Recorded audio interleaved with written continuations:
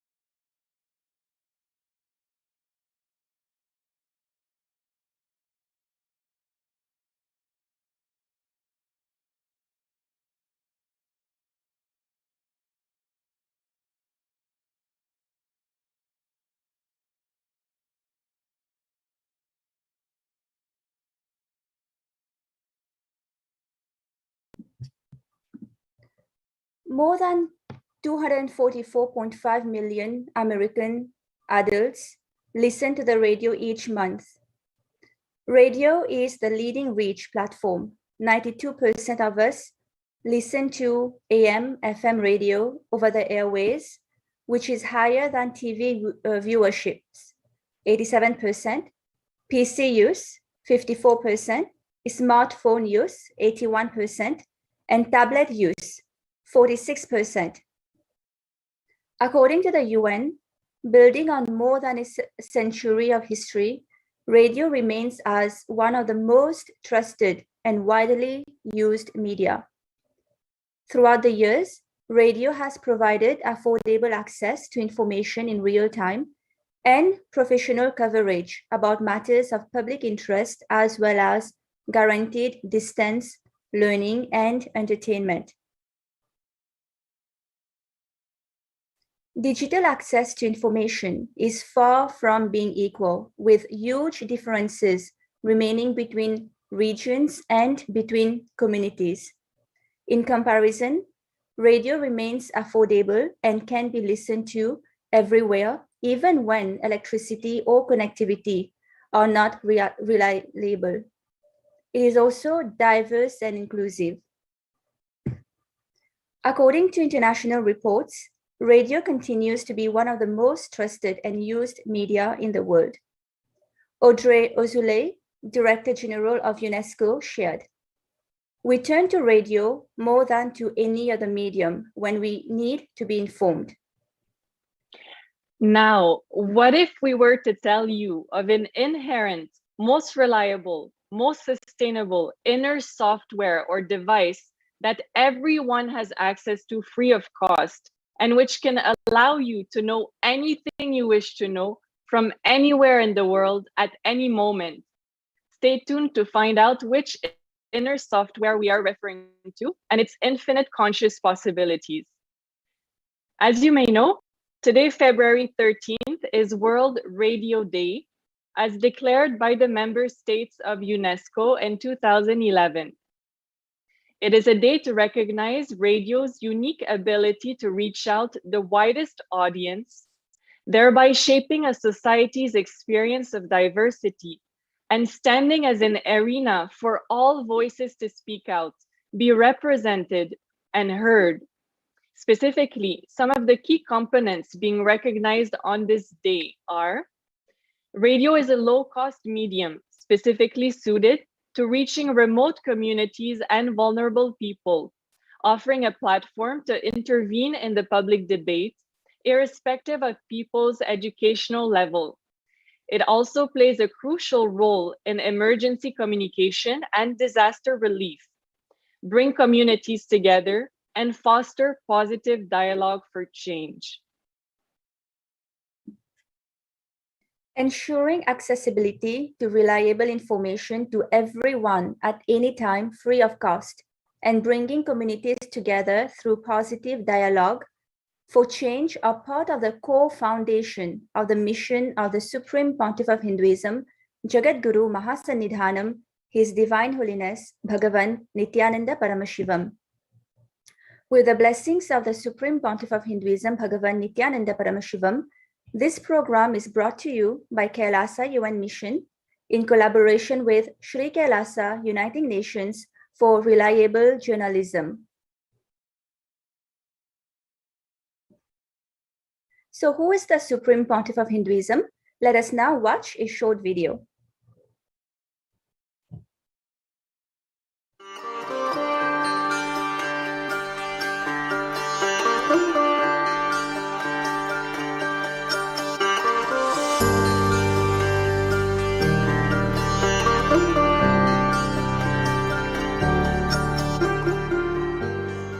Founder of Kailasa, Paramashiva, and his 1008th incarnation, the Supreme Pontiff of Hinduism, Jagadguru Mahasannidhanam, His Divine Holiness Bhagwan Nithyananda Paramashivam, is the reviver of Kailasa, the enlightened civilization, the greatest Hindu nation.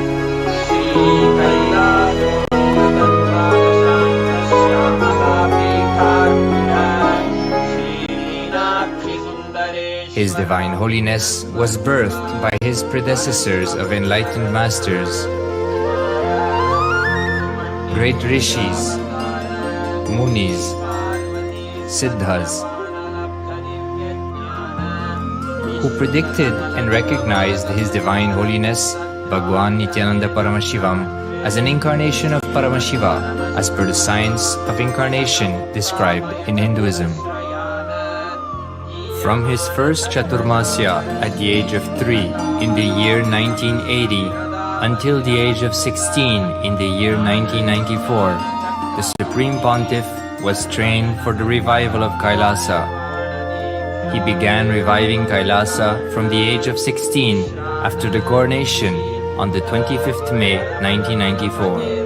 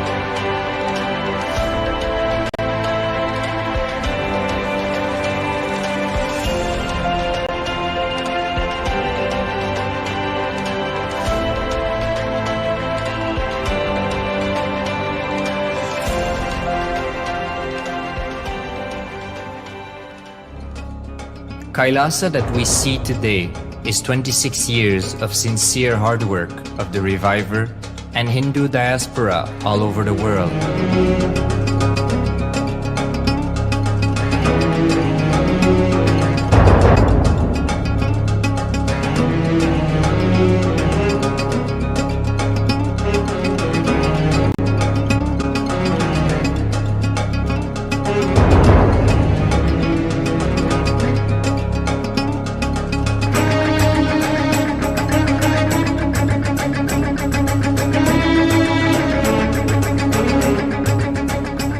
The problems of the modern day humanity, Sanatana Hindu Dharma is solution. Whether the terrorism or climate change, natural calamities or man-made calamities, for all the problems humanity is facing, the only solution is science of living enlightenment, revealed by Paramashiva from the Vedagamas in the modern day through this body. I am a Hindu revivalist, not by any revolution, but by evolution and setting model communities. Understand? Kailasa is reviving the ancient Hindu enlightened civilization. Paramashiva manifested this Kailasa Mandala, the enlightenment ecosystem and the lifestyle.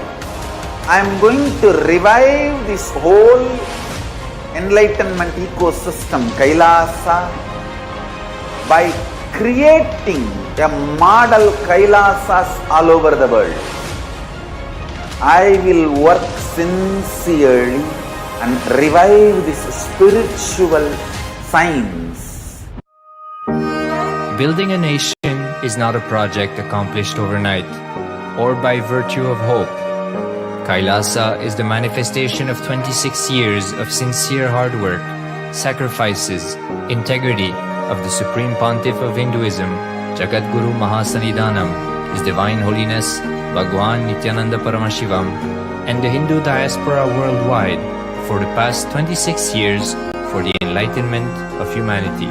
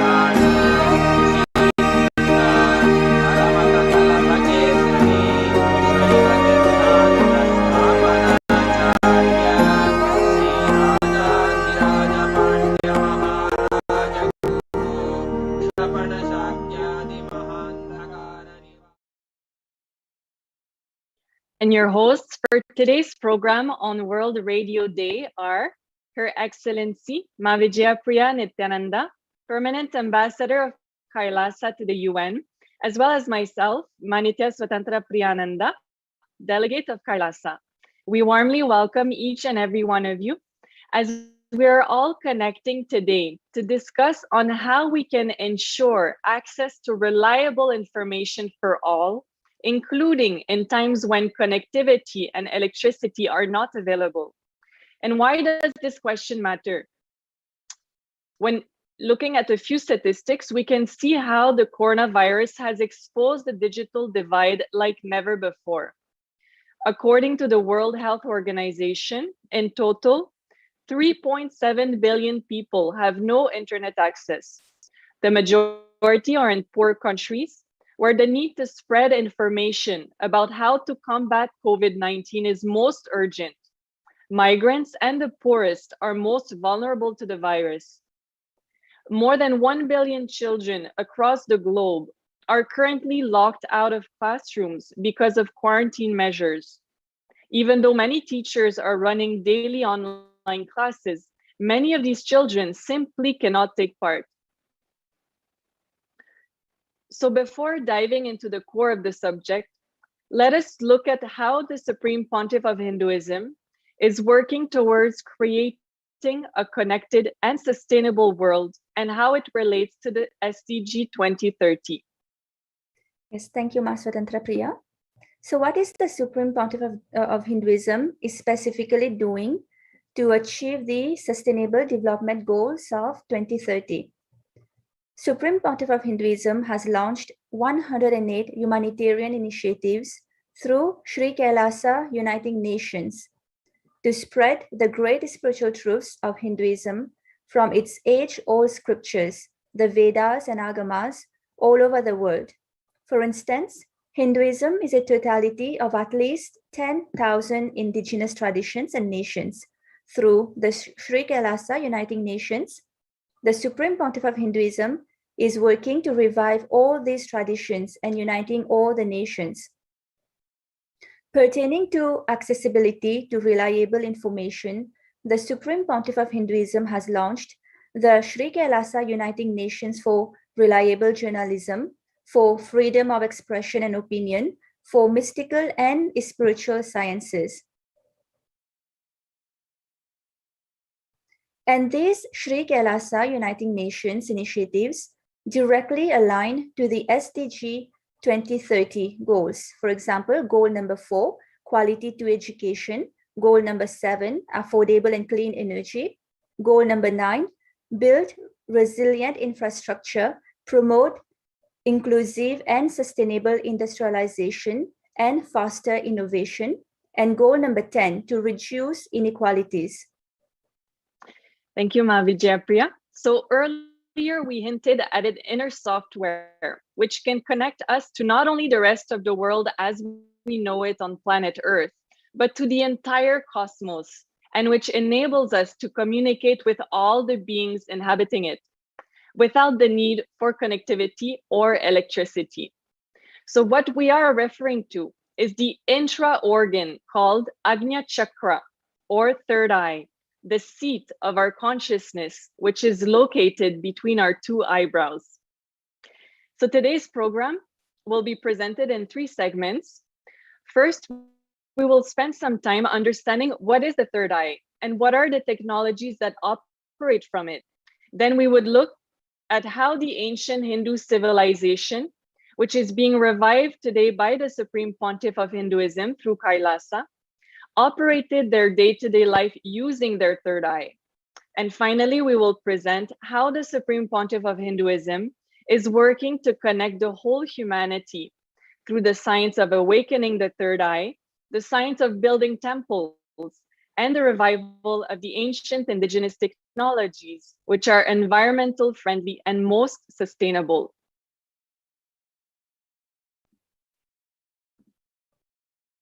So what is the third eye? The Supreme Pontiff of Hinduism explains that first, the third eye is an intra-organ, just like both our eyes, which has cords and nerves. Second, the consciousness we are using to operate these 2 eyes are called chakshu. The same consciousness only needs to be used to operate the third eye. And the good news is that the Supreme Pontiff of Hinduism is sharing with the whole world that the third eye is real, the third eye can be opened. In fact, third eye awakening is a science directly revealed by Paramashiva in the Vedas and Agamas. Vedas and Agamas is the owner's manual, and we are most fortunate to have the incarnation of Paramashiva himself, the Supreme Pontiff of Hinduism, to decode it for us and transmit the knowledge in a user-friendly way. As on now, we have only. So what exactly happens to our vision when we bring our awareness to our third eye? Let us listen to the short video where the Supreme Pontiff of Hinduism answered this question. Vision of 120 degree. If you can concentrate on something, you will be excluding. So the degree will be coming down. The more you concentrate, less the degree of vision. Instead of concentrating on something else, if you put your attention on the third eye, instead of concentrating on the object, if you turn the awareness on the subject, the degree will start expanding. It will not reduce, it will start expanding. You will start seeing things much more clearly, in a detailed way and an expanded way.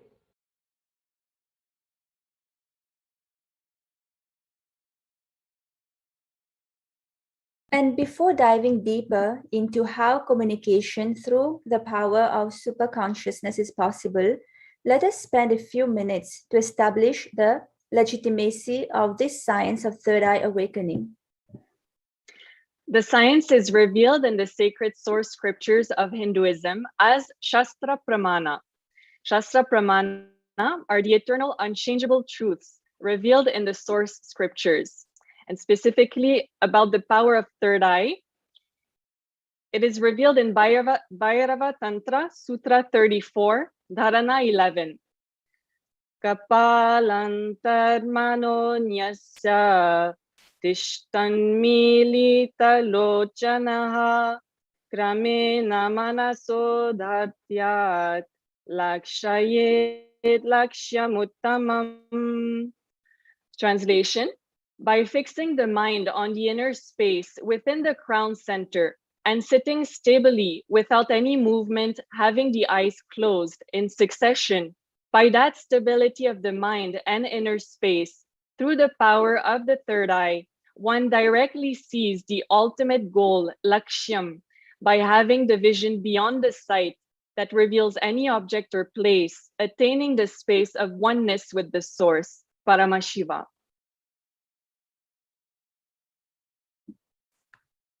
Second, the Apta Pramana, the experiences and results of Aptas or authorities of Hinduism, the Vedic rishis and scientists who time-tested and verified the science.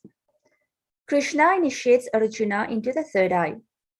And in the Bhagavad Gita, Bhagavan Krishna says to Arjuna, "But you cannot see my cosmic form with these physical eyes of yours. Therefore, I grant you divine third eye vision. Behold my cosmic opulence." In the Hindu Purana Bhagavad Gita, Bhagavan Krishna initiates Arjuna into the power of the third eye to behold Krishna's Vishwarupa Darshan, the vision of his cosmic form. The 11th chapter of the Bhagavad Gita, which contains the description of Bhagavan Krishna's cosmic form, is completely narrated by Arjuna as he sees Bhagavan Krishna through the third eye. And next, the Atma Pramana, which are the accounts of the Supreme Pontiff of Hinduism, this millennium's avatar own experiences. The Supreme Pontiff of Hinduism describes his own enlightenment experience.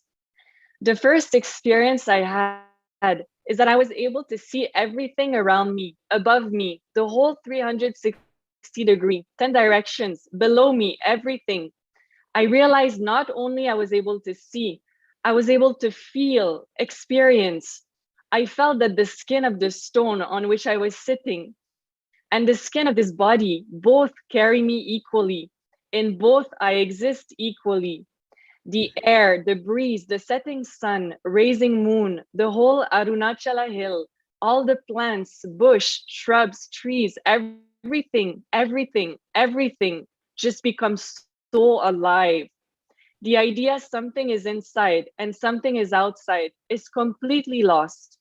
First, I was able to see all the 10 directions, 360 degree. The next moment itself, I realized not only I'm able to see, I'm able to experience all of that as me. This is from the Avatar Lila, the Gospel of the Supreme Pontiff of Hinduism, Bhagavan Nithyananda Paramashivam. Thank you, Master Priya. And next, we have the Sakshi Pramana, experiences and results of the extraordinary manifestation happening through the initiated disciples of the Supreme Pontiff of Hinduism. This rare sacred science of third eye awakening is being made available to humanity for their ultimate enrichment and conscious evolution by the Supreme Pontiff of Hinduism.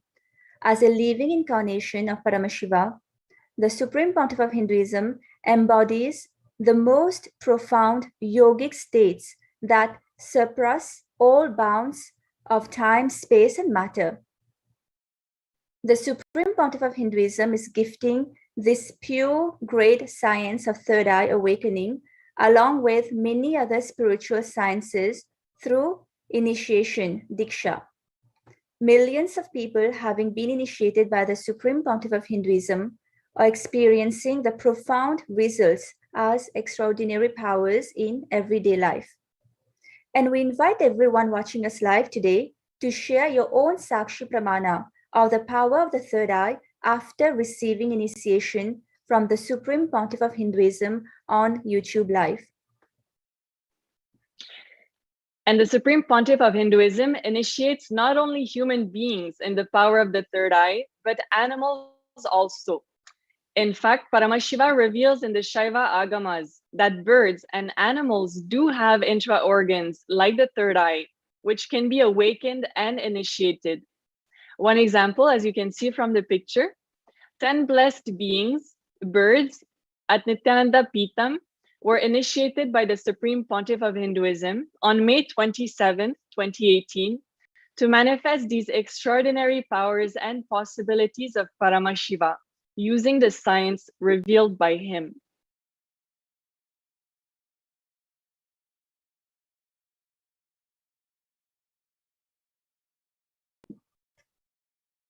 And the Pratyaksh Pramana, the empirical evidence from observation and scientific experimentation, when we are doing daily activities, high activity is measured in the brain where third eye is located.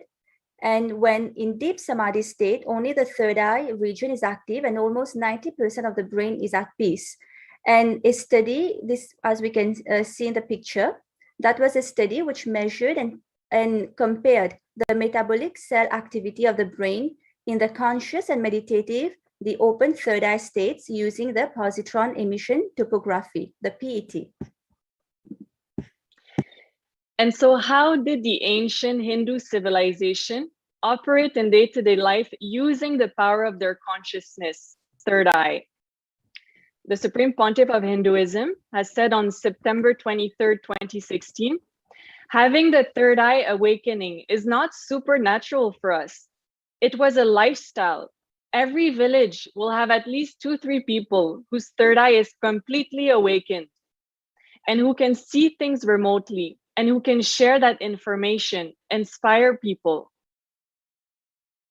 So in those times, how exactly would information get conveyed from individual to individual, from place to place, from consciousness to consciousness?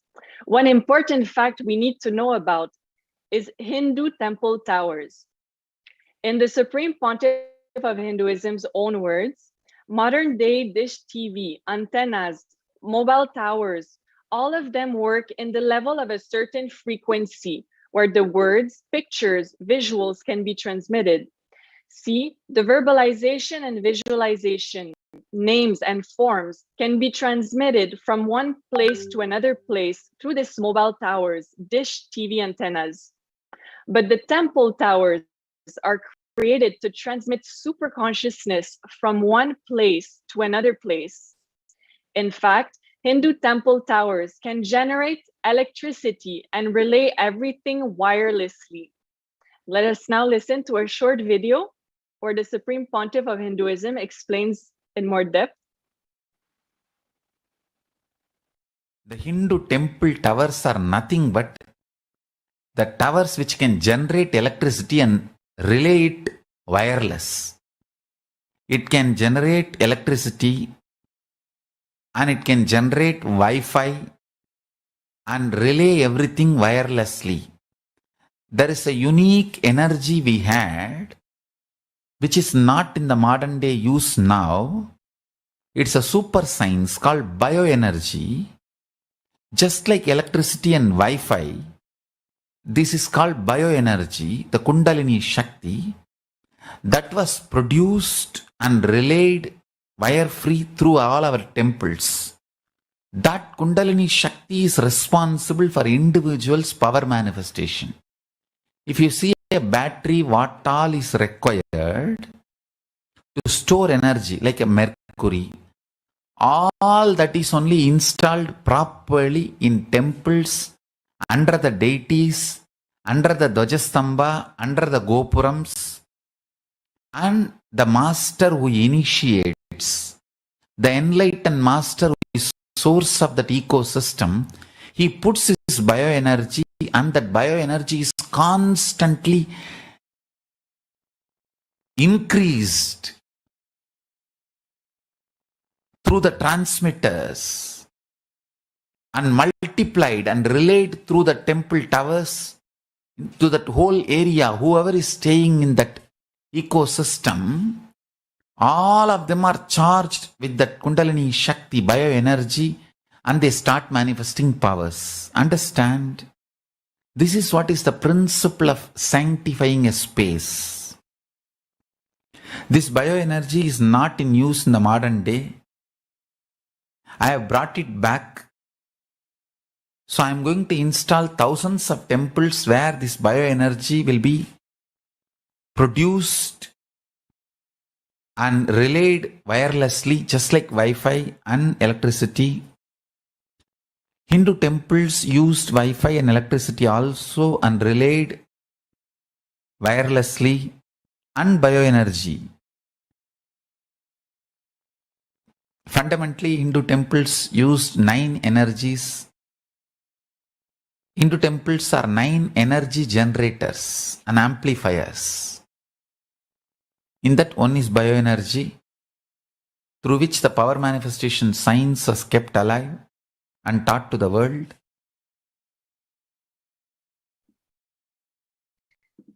And another important fact that we need to know is that temples are the infrastructures built to optimize experience and energy transmission. In the Supreme Pontiff of Hinduism's own words, whatever may be the experience, whether it is Kundalini awakening, enlightenment, it can just be transmitted from one biomemory to another biomemory very easily if we all live in one enclosure. And temples are systematically built infrastructures to optimize this experience transmission and energy transmission. Temples are infrastructures built to optimize this experience transmission. Please understand, all temples are just an expansion of the human frame. Human frame is a miniature of the cosmos. It means what? All temples are also miniatures of the cosmos to transmit this experience to the human bodies. The Garbha Mandir, the Garbha Graha, Sanctum Sanctorum is the energy source, the Dwaja Stambha, the flag. The flagpole is the transformer. Everyone sits inside that enclosure will feel the very strength and energy and vibration, will feel the strength and energy and vibration. And this is the Supreme Pontiff of Hinduism on October 30, 2014.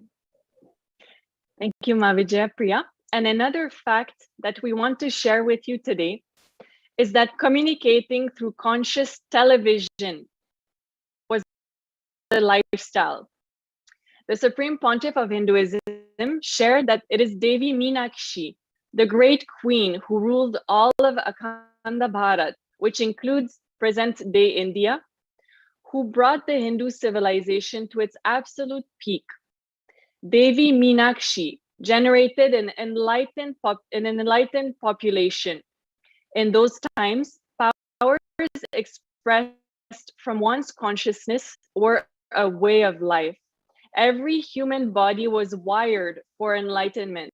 Every being was expressing joyously. And the Supreme Pontiff of Hinduism explains, of course, in Meenakshi's time, there was TV, traditional TV. In darshan, I saw there were stone slabs in every house. They would sit in front of the stone slab, chant the mantra, raise their frequency. Immediately, Meenakshi would appear and give her message. There was no video or archival system, but live relay was there in Meenakshi's time. And so the stone slab used in Devi Meenakshi's time, as described by the Supreme Pontiff of Hinduism, is the Krishna Shila.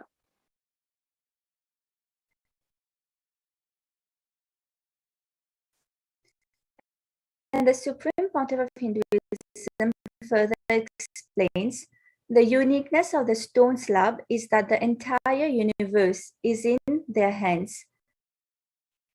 They can find out the secrets of the universe through this piece of granite far more than modern day science has. The Supreme Pontiff of Hinduism explains that the resolution of what's seen on the granite slab is highest. He says, in the banyan leaf, if it is 1 unit, in the mirror, it is 100.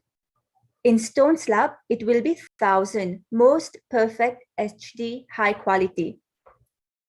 Seeing anything in high resolution on stone slabs is the true revival of the ancient Hindu science of power manifestation, manifesting Shaktis to access any information needed to enrich humanity. In fact, in times where conveying information accurately is most important, as it can literally save lives, this conscious technology is required. It is wireless, sustainable, and most reliable. Additionally, it gives access to all knowledge and conveys the right information in utmost detail instantaneously. And let us look at one Shastra Pramana. There's a beautiful verse in the Guru Gita, Paramashiva reveals in the Sri Guru Gita to Devi. Anyana timirandasya jnananjana salakaya chakshurum miritam yena tasmai Shri Guruve Namaha. The translation, the one who removes the blinding darkness of the eyes caused by the absence of true liberating knowledge by applying Jnananjana, the sacred black eyeliner, anointing the 3 eyes, which is of the essence and bioenergy of pure knowledge, and awakens the all-pervasive in the night eye, chakshu, the intra-organ through which all that is seen. Onto that, Sri Guru, I surrender.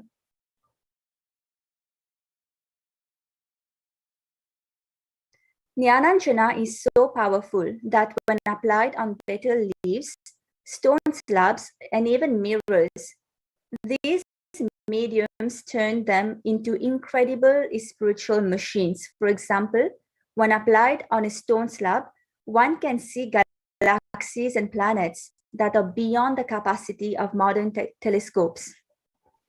And the Supreme Pontiff of Hinduism has initiated millions into these powers. And so I would like to share one Sakshi Pramana, and I invite you to share also your own Sakshi Pramana on social media. So this was around 2017 when I was in the Adinam of the Supreme Pontiff of Hinduism in Bengaluru, India. And we had been told that we would be visiting a temple. And at that time, I did not know which temple we were going to visit. And I was very new to Hinduism, so I did not know what temple it would be. And the day before, the Supreme Pontiff of Hinduism had initiated us into the power of being able to see any future happening through the Krishna Shila by applying the Jnananjana.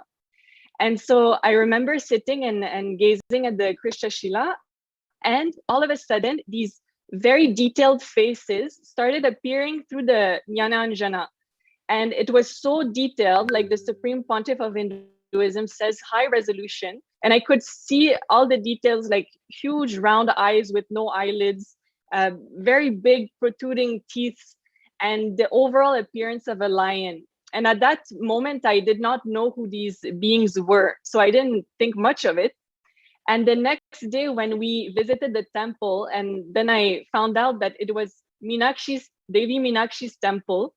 And when we entered inside the temple, all of a sudden I realized that these beings that appeared through the Jnana Anjana were carved all over Meenakshi's temples, inside the temple.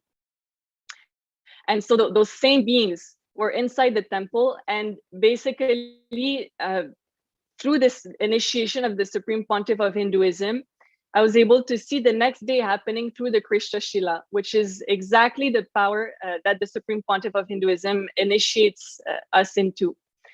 And when I later related this experience, this happening, then I was told that that is how Devi Meenakshi would communicate with the population in those times, with the whole kingdom through this Krishna Shila.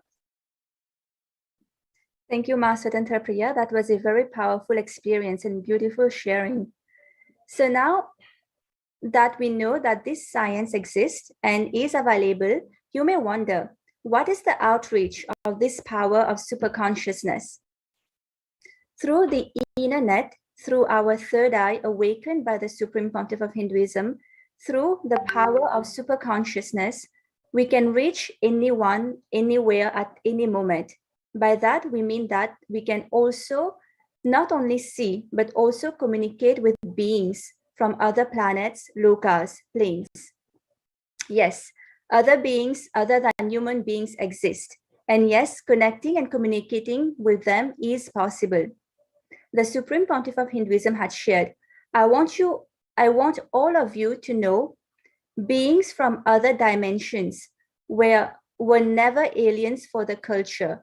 They were very much part of our culture. Human beings used to regularly go to higher dimensions and vertical time zones, and the beings from those time zones used to regularly visit planet Earth in these dimensions.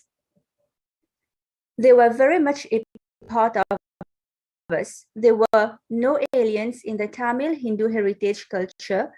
Only recently, the last 1,000 years, when we lost touch with them, when we stopped going and they stopped coming and the communication system got broken, destroyed, we feel they are aliens and their visits are miracles or just fantasy stories.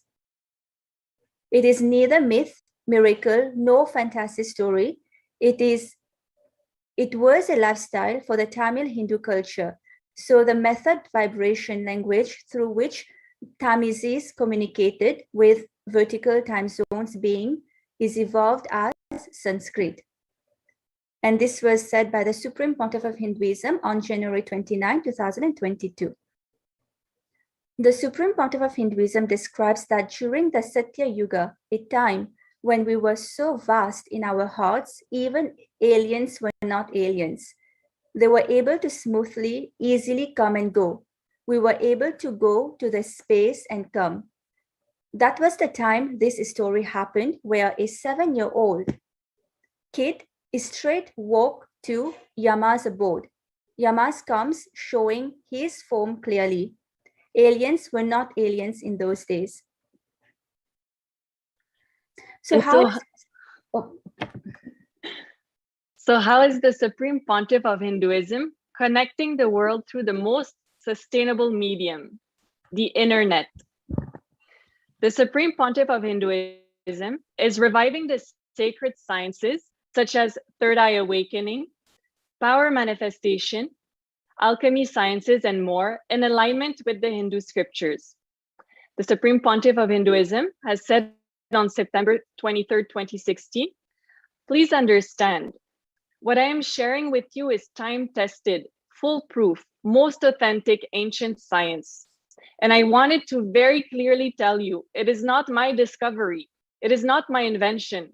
I realized, I experienced what I'm talking. I'm responsible for it, no doubt. I'm not disowning the responsibility. I'm responsible for what I am uttering. But the science is from Paramashiva. It is from Paramashiva. Understand, I experienced it as Atma Pramana, my own enlightenment. It is from the Apta Pramana, the rishis, from Paramashiva, their realization. When I acid wash their words, their realizations, Apta Pramana, Shastra Pramana, when I bring that acid and wash my Atma Pramana, means my self-realization, whatever stands that test, I share it with you, and that becomes your Sakshi Pramana. And the Supreme Pontiff of Hinduism is also I feel it is building... literally like a manifestation even for me. The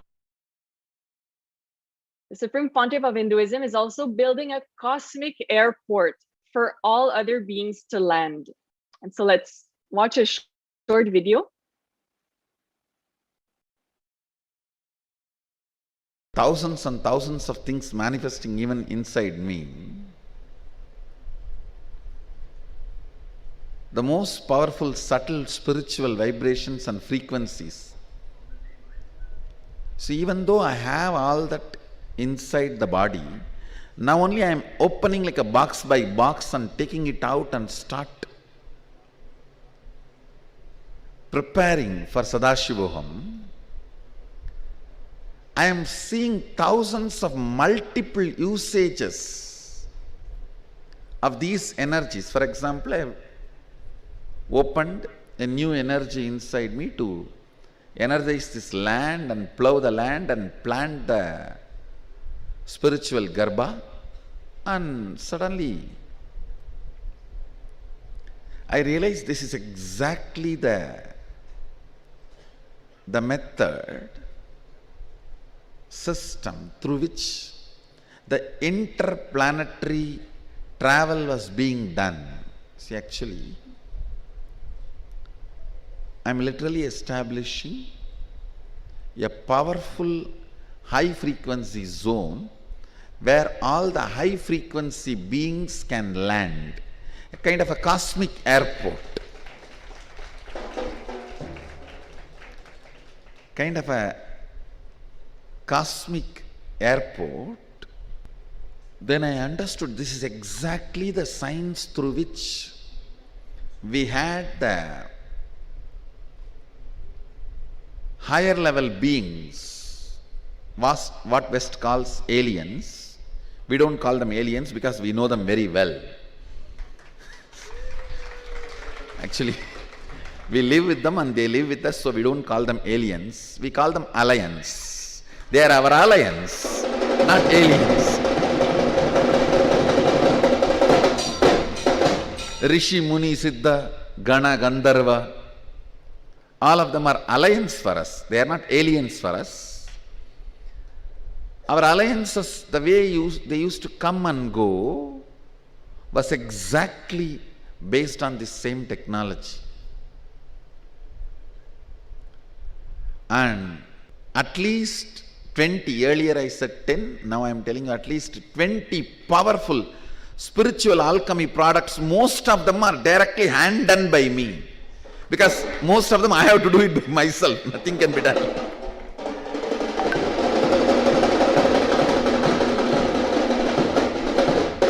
I had to just throw myself into the highest state of samadhi and either write or energize or infuse energy into it, and the Sri Yantras, hand carved, and the other various mandalas like Chidambara Chakram, which I myself directly received from Arunagiri Yogeshwara and what not.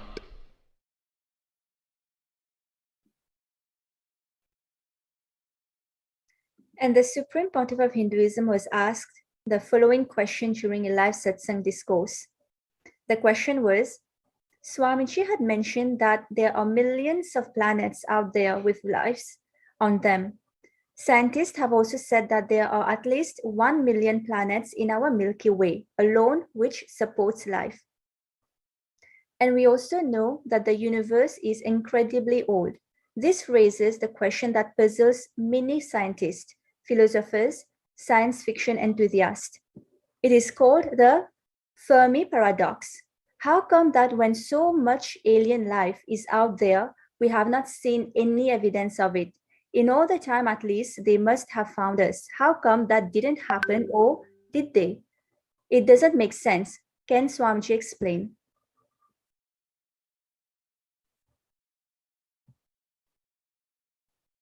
First of all, you need to understand,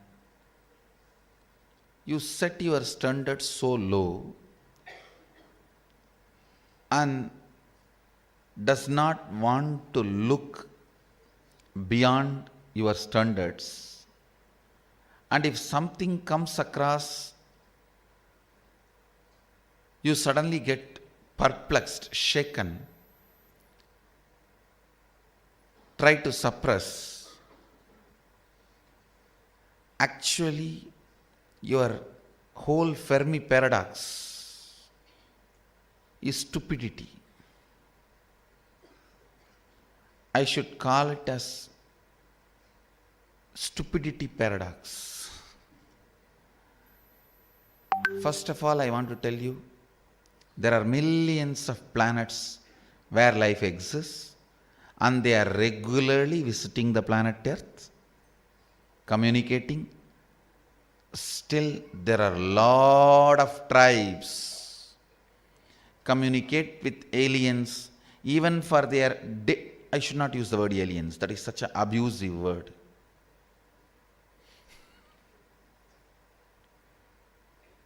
Aliens is abusive word. Even universe is a family for us. No question of aliens. Let's not use those words. Understand, life exists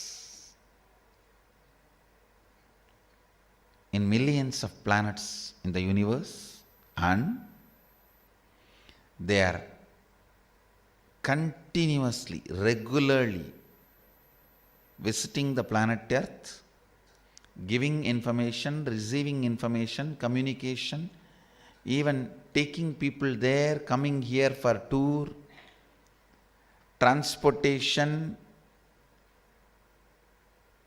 tourism, educational tourism, medical tourism, all this is happening in full-fledged way.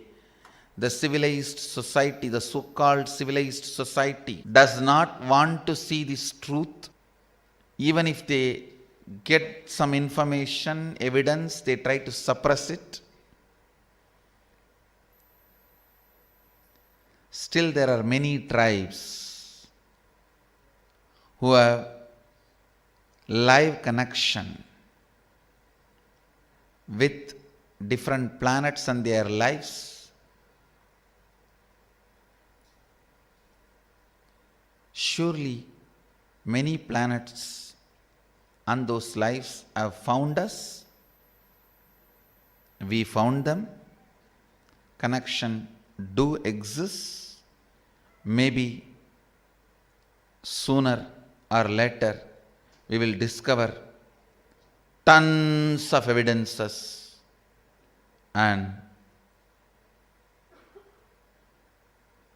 I will also share from the Vedic tradition the knowledge, expertise we had in communication, travel, relationship with all the different lives in the different planets.